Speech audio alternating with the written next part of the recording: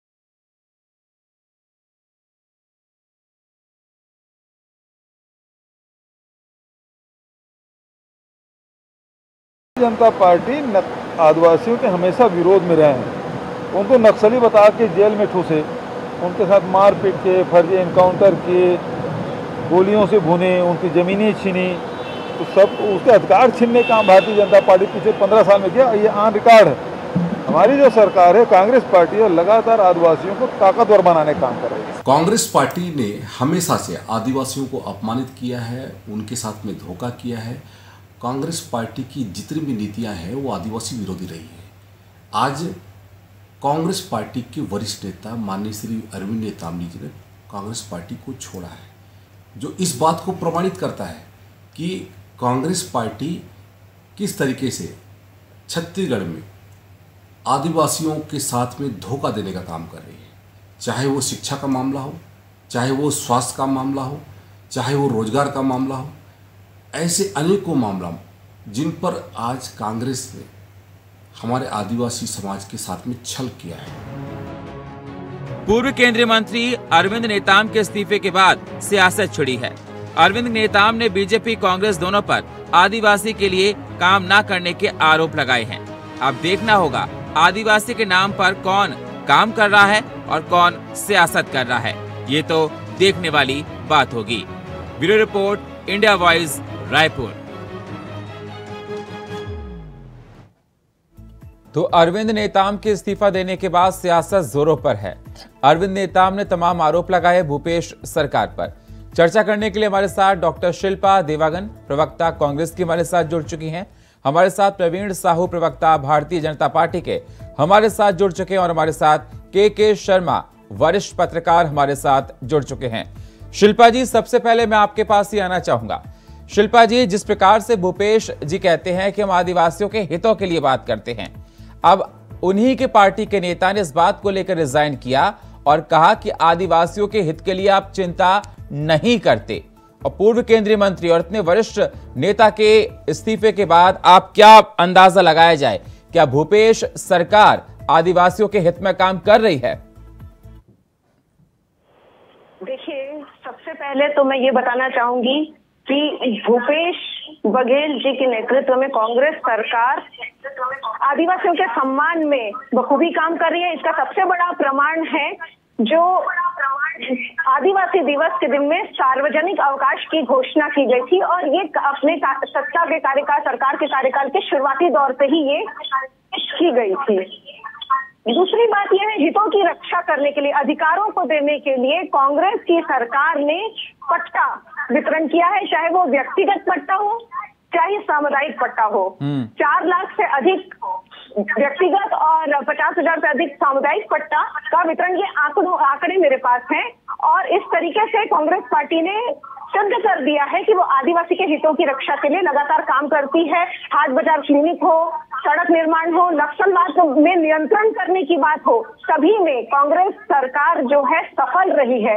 आज आदिवासी भाई हमारे बहुत खुश हैं। लेकिन शिल्पा जी, मुझे समझ में नहीं आता कि आपकी पार्टी के इतने वरिष्ठ नेता और पूर्व केंद्रीय मंत्री, आप कह रही हैं कि बहुत खुश हैं आदिवासी नेता, और आपने कहा कि आदिवासियों के लिए आप लगातार काम कर रही हैं, उसके बाद भी आपकी पार्टी के इतने वरिष्ठ नेता इस बात को लेकर रिजाइन करें और दीपक बैज को इस्तीफा भेजें कि आपकी पार्टी आदिवासियों को सिर्फ वोट बैंक के लिए इस्तेमाल करती है और काम नहीं करती। बात मुझे समझ में नहीं आ रही। देखिए, अरविंद नेताम जी की व्यक्तिगत बात देखें तो देखा गया है कि पिछले 1 दशक से उनकी व्यक्तिगत महत्वाकांक्षा रही है, और ये व्यक्तिगत महत्वाकांक्षाओं के लिए ही वो चर्चा में बने हुए हैं। ये सभी मैडम, व्यक्तिगत महत्वाकांक्षा क्या हो सकती है? अगर आपकी पार्टी के और इतने सीनियर नेता अगर वो इस प्रकार की बात करते हैं तो कहीं ना कहीं ये माना जाएगा कि कई सरकार काम नहीं कर रही आदिवासियों के लिए। वो कभी भाजपा में जाते हैं, कभी फिर कांग्रेस में, फिर किसी और दल को बना तो आपने क्यों लिया कांग्रेस में? अरे मैम, कोई भी किसी में जाए, अगर आपकी पार्टी में है तो ये जिम्मेदारी बनती है। कांग्रेस पार्टी सम्मान देने वाली पार्टी है। वो आदिवासी नेताओं को हमेशा से सम्मान दिया है। तो क्या ये माना जाए वो वापस गए तो सम्मान नहीं मिल रहा था? सम्मान हमेशा से कांग्रेस पार्टी में मिलता रहा है। उसके बाद तो कोई ना कोई तो वजह रही होगी ना उनके जाने को लेकर। और जिस प्रकार से उनका स्टेटमेंट निकल कर आया शिल्पा जी, उन्होंने साफ तौर पर कहा कि चाहे वो बीजेपी हो, चाहे वो कांग्रेस हो, आदिवासियों के लिए कोई काम नहीं करता, उनके हितों के लिए कोई काम नहीं कर रहा, सिर्फ राजनीति हो रही है। ना मैं अब बीजेपी में जाऊंगा, ना मैं कांग्रेस में जाऊंगा, मैं सिर्फ आदिवासियों के लिए काम करूंगा। इससे सिर्फ सिद्ध होता है कि वो आदिवासी समुदाय के लिए नहीं सोच रहे हैं, वो व्यक्तिगत महत्वाकांक्षा और व्यक्तिगत महत्वाकांक्षाओं को चरितार्थ करने के बारे में सोच रहे हैं। यदि वो आदिवासियों के बारे में सोचते होते तो मैं पूछना चाहूंगी कि जब 15 साल भाजपा की सरकार में नक्सलवाद के कारण हमारे आदिवासी भाई मर रहे थे और बस्तर जल रहा था, 700 गांव के गांव पूरे जल रहे थे, आदिवासी पलायन करने के लिए मजबूर हो गए थे, तब उनकी संवेदना कहाँ थी? ठीक है, मैं आपके पास आऊंगा शिल्पा जी आपके पास आऊंगा। प्रवीण साहू हमारे साथ जुड़े हैं। प्रवीण जी, आपने सुना होगा शिल्पा जी को, उनका कहना है कि 15 साल तक जिस प्रकार से नेताम जी आपके साथ रहे, बीजेपी के साथ रहे, तब उनकी महत्वाकांक्षाएं कहां थी? सवाल मेरा आपसे ये भी यही है। उन्होंने कहा कि बीजेपी आदिवासियों के हितों के लिए काम नहीं करती, जब वो सत्ता में होती सिर्फ आदिवासियों के नाम पर राजनीति हो रही है। देखिए, सबसे पहले मातृ को प्रणाम करता हूँ। छत्तीसगढ़ बता कीजिए आदरणीय के शर्मा जी, सुनील जी आपका नमस्कार, और दीदी शिल्पा जी आपको नमस्कार प्रणाम। आपके हमारे दर्शकों में नमस्कार करता हूँ। देखिए, जिस प्रकार आदरणीय नेताम जी ने कांग्रेस से त्याग पत्र दिया, निश्चित रूप से कांग्रेस के ऊपर करारा तमाचा है। बहुत बड़े नेता है और उनका ऐसा वक्तव्य कि भाई कांग्रेस ने कोई काम नहीं किया, निश्चित रूप से प्रमाणित करता है कि जो शोषण और कहीं ना कहीं जो प्रकार से उनका दोहन हो रहा था वो प्रमाणित हो गया। भाई, ये कांग्रेस पार्टी यही है जिनके कार्यकाल में पिछले 3 से 4 साल में 25,000 आदिवासी शिशुओं की मृत्यु होती है, 900 गर्भवती माताओं की मृत्यु हो जाती है प्रसव के दौरान। भाई, आपको बताना चाहूंगा कि भाई हमने जो इस क्षेत्र में प्रवासी आवासीय विद्यालय खोले थे, उस स्थिति की क्या, उस विद्यालय की क्या स्थिति जनता जानती है। भाई, मैं आपको बताना चाहूंगा कि प्रतिवर्ष अगर हम औसत देखें कि आदिवासी छात्र जो अपना नामांकन करते थे पढ़ाई करने के लिए, उसमें प्रति वर्ष की औसत के देखा जाए तो 1 लाख की कमी आई है। और देखिए, मैं आपको बता रहा हूँ, चलिए ये तो दूरस्थ क्षेत्र है, यहाँ रायपुर की बात करता हूँ तो रायपुर के एक पार्षद है कामरान अंसारी जी, वो एक आदिवासी युवक को बहुत दौड़ा कर पीट रहे थे। यही तो कांग्रेस की स्थिति है। एक तरफ कहते हैं कि कांग्रेसी व्यक्ति जो है आदिवासी का सम्मान करेंगे, लेकिन कथनी और करनी में बहुत अंतर है। भाई, आदिवासी व्यक्ति को ये अपमान करते हैं, उनको मारते हैं, पीटते हैं, उनका शोषण करते हैं। दूसरी ओर हमने जो कार्य किया, मैं उसके लिए आपको पुनरावृत्ति कर देता हूँ कि जब 2011 में हम बताना चाहूंगा कि जनजाति के लिए आरक्षण जो पहले 20% था, उसको हमने बढ़ाकर 32% कर दिया। प्रति महारक गोरा जो तेंदुपत्ता का संग्रहण था 3 में जो 450 था उसको हमने 18 में कर दिया 2500 रुपए। तो निश्चित रूप से अनेक कार्य है। मैं आपको बताना चाहता हूँ साथ में, देखिए आदिवासी छात्रों के लिए हमने बच्चों के लिए जो है लाइवलीहुड कॉलेज की स्थापना की 27 संख्या, जो पहले बिल्कुल नहीं था उसको हमने बढ़ाकर 27 कर दिया। आदरणीय शिल्पा दीदी से प्रश्न है कि आपने कितने लाइवलीहुड कॉलेज का संरक्षण किया, जो बने हुए थे कितने मेंटेन किया? भाई आदरणीय सुनील, एक मिनट और लेना चाहूंगा भाई। आप आदरणीय जी कह रहे थे कि भाई आपने जिस प्रकार 9 अगस्त को घोषणा की, बिल्कुल आदिवासी दिवस की स्वागत है उसका, लेकिन हमारे केंद्र की भाजपा सरकार ने भी तो भाई जिस प्रकार से बिरसा मुंडे का जयंती पर जो है जनजातीय गौरव दिवस की घोषणा की, उस पर भी ध्यान रखिएगा। शिल्पा जी कह रही है 15 साल तक आपकी सरकार रही, आपने आदिवासियों के लिए कुछ नहीं किया। मैं वही बता रहा हूँ भाई, हमने जो काम किया मैंने बता दिया, शायद नहीं सुन पाई। 2003 में मैं वही तो सर पूछ रहा हूँ, अगर आपने काम किया होता तो काम धरातल पर दिखता ना। देखिए धरातल की ही बात कर रहा हूँ कि प्रति मानक तेंदुपत्ता संग्रहण का जो 2003 में 450 था वो बढ़कर 2500 हो गया।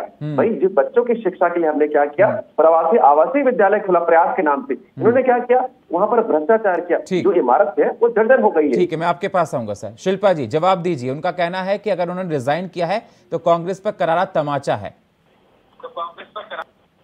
देखिए व्यक्तिगत महत्वाकांक्षाओं के कारण उन्होंने यदि रिजाइन किया है तो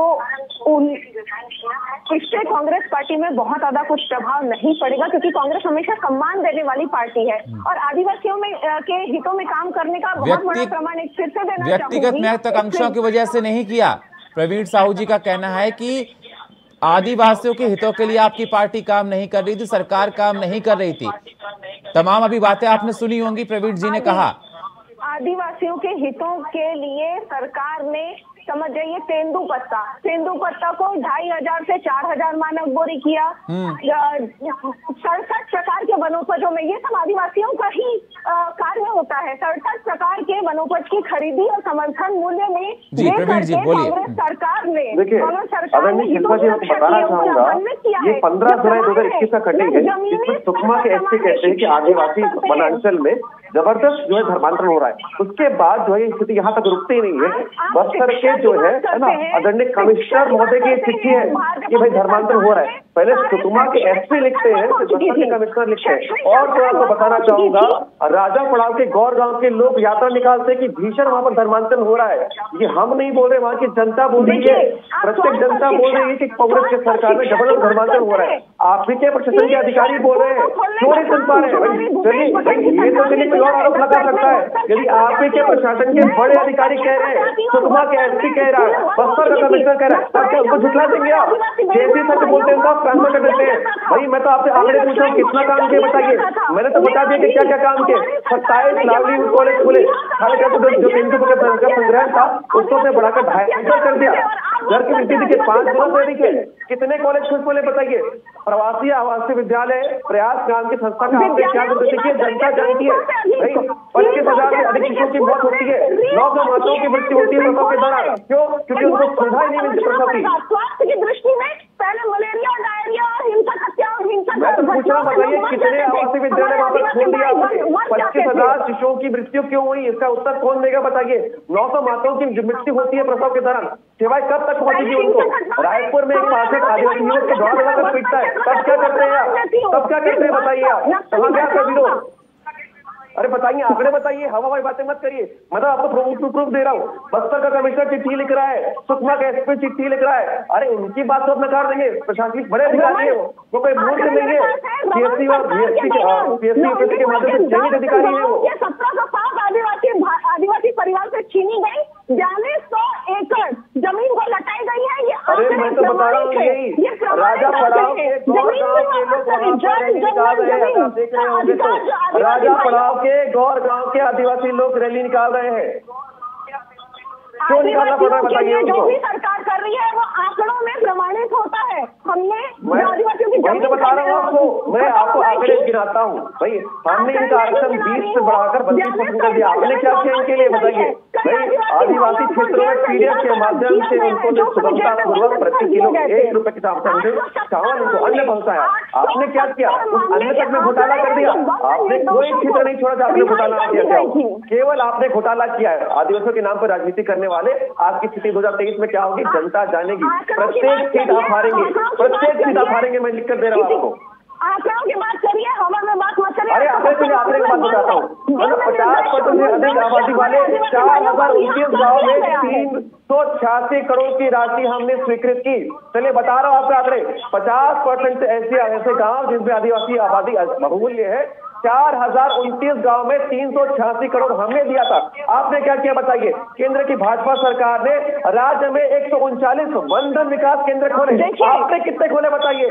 आंकड़ों की बात करें तो आपने बताओ कितने वनधन विकास खोले आपने बताइए? कितने वनधन विकास केंद्र खोले बताइए आप? अरे और जोर में बताता हूँ, आदरणीय सुनिए बताता हूँ, जब किसी जनजाति को लिखित त्रुटि के चलते जब इस आरक्षण का लाभ नहीं मिल रहा था, इस वर्तमान में केंद्र की मोदी सरकार ने लिखित त्रुटि को सुधारने के लिए संशोधन बिल लाया। तब क्या करते हैं? सदन से वॉकआउट कर देते हैं। ये तो आदिवासी का अपमान है भाई। क्या उनको आरक्षण का लाभ नहीं मिलना चाहिए? निश्चित रूप से मिलना चाहिए। 75 वर्ष जब हम अपने आजादी को मना रहे हैं, तब इस स्थिति को सुधारा जा रहा है, तब हमारे कांग्रेस सदन से वॉकआउट करते हैं। यही इनकी आदिवासी विरोधी मानसिकता है। बताइए, आप क्या चुनौती देकर पूछ रहा हूँ, यदि उनको आरक्षण मिल रहा था तो आपने बिल के विरोध में वॉकआउट क्यों किया? आपने बिल के विरोध में वॉकआउट क्यों किया? लिखित त्रुटि को सुधारने 75 साल लग जाते हैं। बताइए, 75 साल के राज में अधिकतर समय तो आपकी पार्टी ने राज किया। क्या छोटी सी लिखित त्रुटि के चलते उनको आरक्षण का लाभ नहीं मिलना चाहिए था? और जब वर्तमान में मोदी सरकार उनके हित में काम कर रही है, जब बिल लाया जाता है सदन में, तो आपके सदन वॉकआउट क्यों करते हैं? बताइए, राज्यसभा के कहाँ गए आपके निर्वाचित सांसद? बताइए, 2 सांसद कहाँ गए? क्यों नहीं उपस्थित थे उस समय? मैं पूछ रहा हूँ, बताइए, आंकड़ों की बात कर रहा हूँ मैं। 12 जनजातियों को आरक्षण का लाभ नहीं मिल पा रहा था, क्यों? लिखित त्रुटि के चलते, छोटी सी गलती के चलते 75 वर्ष से आरक्षण का लाभ नहीं मिल पा रहा था। और जब इनकी विषय को लेकर, उनकी मांग को लेकर बिल लाया जाता है। ठीक है साहू जी, शिल्पा जी, ठीक है। आप दोनों लोग अपने अपने पक्षों की बात रख रहे हैं, लेकिन मुझे जहां तक समझ में आ रहा है, दोनों लोग एक दूसरे पर आरोप लगा रहे हैं। किसके आरोपों में कितना दम है? के शर्मा जी हमारे साथ वरिष्ठ पत्रकार जुड़े हुए हैं। के शर्मा जी आप सुन रहे होंगे, शिल्पा जी को भी आप सुन रहे होंगे, प्रवीण साहू जी को भी आप सुन रहे होंगे। और सवाल मेरा आपसे यही है, जिस प्रकार से अरविंद नेताम का इस्तीफा है, वो कहीं ना कहीं बहुत सारे सवाल खड़े करता है। अरविंद नेताम ने ये कहा, चाहे बीजेपी की बात हो चाहे कांग्रेस की बात हो, उनका कहना है कि आदिवासियों के नाम पर दोनों ही पार्टियां राजनीति करती हैं, उनके हितों के लिए कोई काम नहीं करती। क्या मायने लगाए जाएं इसके 2024 को देखते हुए? आदिवासी हितों को लेकर आदिवासी नेताओं में कहीं न कहीं छटपटाहट नजर आ रही है। चाहे नंद कुमार साय का भाजपा छोड़ने की बात करें, चाहे अरविंद नेताम की कांग्रेस छोड़ने की बात करें। अब इसकी भूमिका आप देखेंगे तो भानु प्रतापपुर चुनाव में दिख गया था, जब सर्व आदिवासी समाज जो है वहां पे चुनाव लड़ने के लिए आया और 32,000 वोट लेके तीसरे स्थान पर रही। उसमें अरविंद नेताम जी का भी साथ था उसमें, और सोहन पोटाई पूर्व सांसद स्वर्गीय सोहन पोटाई जी का भी एक सपना रहा है कि आदिवासी नेतृत्व को, आदिवासी समाज हित के लिए इसको आगे बढ़ाया जाए। कहीं न कहीं इसी छठपहाड़ के चलते जो भी विकास की बातें हो रही है, धरातल में कितनी, कांग्रेस की भी अपनी योजना है जो बता रहे हैं, भाजपा की भी अपनी योजना है, इनका धरातल में कितना काम, आकांक्षी जिलों के नाम से केंद्र से कितना पैसा आया, नक्सल प्रभावित क्षेत्र के नाम से जो राशि आती है वो, इस सब का कितना उपयोग होगा, क्या उतना आगे बढ़ा है? इसमें अरविंद नेताम की भी जिम्मेदारी। 4 दशक से आप राजनीति में है और बस्तर क्षेत्र में यदि विकास नहीं भी हुआ है तो इसके लिए आपको भी कहीं न कहीं जिम्मेदारी तय हुई। इंदिरा गांधी के समय आप 1973 से 77 तक मंत्री रहे, नरसिम्हा राव के समय मंत्री रहे, तो बस्तर का विकास कहाँ रुक रहा है? यह भी आपकी जिम्मेदारी। वयोवृद्ध नेता है, 82 वर्ष के, आज युवा नेतृत्व कांग्रेस में 42 साल का प्रदेश अध्यक्ष बन चुका है, तो आपको एक मार्गदर्शक के रूप में काम है। कांग्रेस में भी आप रहे, भाजपा में रहे, दोनों जगह आप संतुष्ट नहीं रहे, तो विकास की दिशा क्या है? तीसरी बात, राजनीतिक रूप से बात करें तो आदिवासी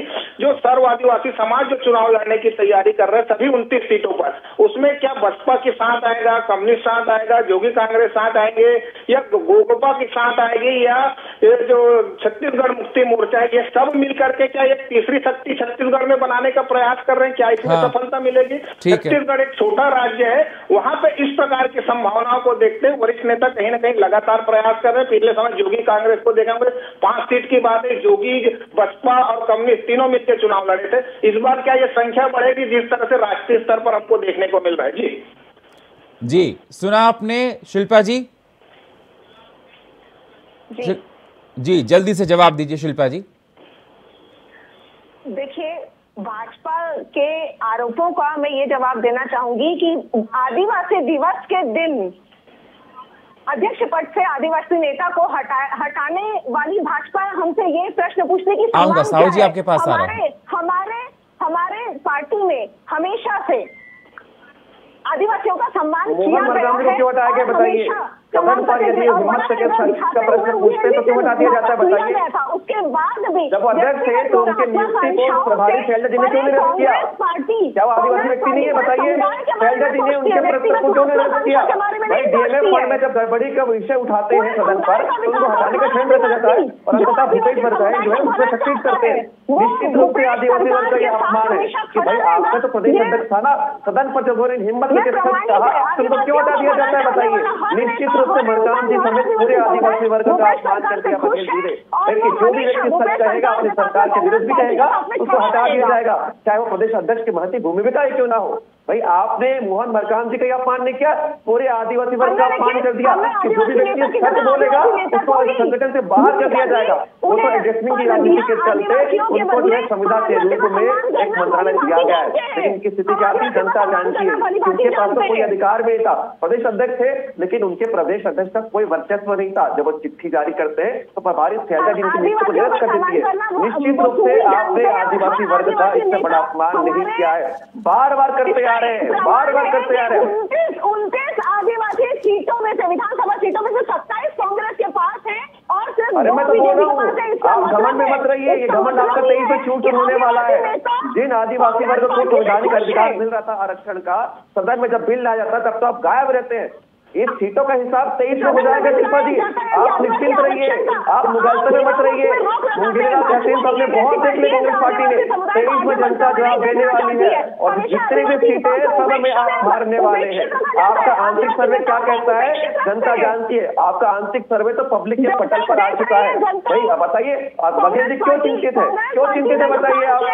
मोहन मरकाम जी की स्थिति क्या है जनता जान रही है, उनको केवल आपने डमी बना कर रख दिया था। निश्चित रूप से आप पूरे आदिवासी वर्ग की आवाज को डमी समझते हैं लेकिन उनको आवाज को आप नहीं दबा पाएंगे। अपने वोट के माध्यम से 23 में आपकी सत्ता को पलट देंगे और अच्छे हाथ में भारतीय जनता पार्टी के हाथ में हमारी जनता की कमान आने वाली है। आज कांग्रेस पार्टी के साथ है, ये बात का प्रमाण है। बिल्कुल आज प्रमाण है और 23 का प्रमाण जनता देगी, आपको भी बता रहा हूँ मैं। 23 का प्रमाण जनता देगी, आज की तारीख नोट कर लीजिए और अगर 23 के परिणाम आएंगे वो भी देख लीजिएगा, वो भी देख लीजिएगा। इस प्रकार 25,000 आदिवासी शिशुओं की मृत्यु होती है, 900 महिलाओं की प्रसव के दौरान मृत्यु होती है, जनता जानती है, जनता याद रखती, जनता भूलती नहीं है। 23 के परिणाम में सारे आपके जो आचरण है उसका हिसाब किताब हो जाएगा, बता रहा हूँ मैं।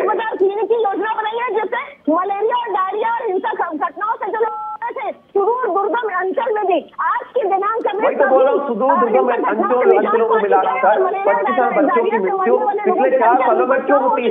9 से माताओं की मृत्यु क्यों होती है प्रसव के दौरान? सुविधा कब तक पहुंचेंगे आप बताइए? आप बोले ना उसकी अधिकतर सीटें हैं, जब इतने विधायक है तो क्या कर रहे हैं वो? चुनौती जगह पूछ रहा हूँ, आप भवन जगह के विधायक कितने हैं तो आपके विधायक क्या कर रहे हैं? आपके विधायक क्या कर रहे हैं? क्या अपने क्षेत्र में नहीं जा रहे हैं? क्या केवल सत्ता के मलाई सेक रहे हैं? बताइए इतनी मृत्यु क्यों हो रही है? आवासीय विद्यालय प्रयास कर क्या हुआ? क्या आदिवासी बच्चों को पढ़ने का नहीं है? ठीक है सर, ठीक है साहू जी, ठीक है शिल्पा जी, ठीक है साहू जी, ठीक है शिल्पा जी। जिस प्रकार से आप लोग अपनी अपनी बातें रख रहे हैं, इन बातों से समझ में तो नहीं आ रहा, लेकिन सवाल तो ये बात जरूर है, चाहे वो कांग्रेस सरकार हो और चाहे बीजेपी से हो। जिस प्रकार से नेताओं का जाना और तमाम सवाल खड़े करना कि आदिवासियों के हितों के लिए काम नहीं किया, ये कहीं ना कहीं जनता के बीच में, हम सब के बीच में एक प्रश्न है, क्योंकि आदिवासियों को ये देखा जाता है कि वोट बैंक की तरह इस्तेमाल किया जाता। अब 2023 के चुनाव हैं, 24 के चुनाव हैं, अब जनता क्या देखती है और क्या अंदाजा लगाया जाता है ये तो वक्त बताएगा। लेकिन अगर आदिवासियों के नाम पर आप राजनीति करते हो, काम नहीं करते, तो जनता सब कुछ देख रही है। बहुत बहुत शुक्रिया शिल्पा जी आपका, प्रवीण जी आपका और के शर्मा जी आपका। तो देखा आपने जिस प्रकार से अरविंद नेताम के इस्तीफे के बाद ये कहा जा रहा है कि आदिवासियों को लेकर राजनीति हो रही है। ये वक्त बताएगा कि उनके नाम पर राजनीति हो रही है, वो अपने व्यक्तिगत कारणों की वजह से कांग्रेस को छोड़कर गए हैं, लेकिन कांग्रेस के छोड़ने पर तमाम सवाल उठाए जा रहे हैं। अब किस सवाल में कितना दम है ये तो वक्त ही बताएगा, 2023 और 24 के चुनाव में क्या आदिवासी बीजेपी का साथ देते हैं या कांग्रेस का। और फिलहाल हमारे इस खास प्रोग्राम में इतना ही। बाकी खबरों के लिए आप बने रहिए इंडिया वॉइस के साथ। तब तक के लिए नमस्कार।